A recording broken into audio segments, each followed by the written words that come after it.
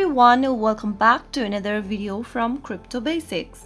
In today's episode, I'm gonna be showing you how to download OKX application on your Android phone. So let's dive in straight into the video without wasting much of our time. Start off by open your Play Store on your Android phone and go to the search box at the top and type in OKX and search. Look for this application that says OKX buy Bitcoin, BTC and crypto and tap on the install button to begin downloading the application on your Android phone. Now wait until the application is downloaded and installed, which will take several minutes depending upon your internet speed. Soon after the app is downloaded and installed, tap on the open button to open the application on your Android phone. So that's how you can easily download the OKX application for your Android.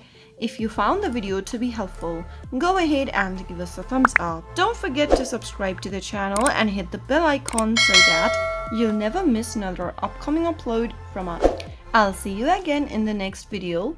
Goodbye till then.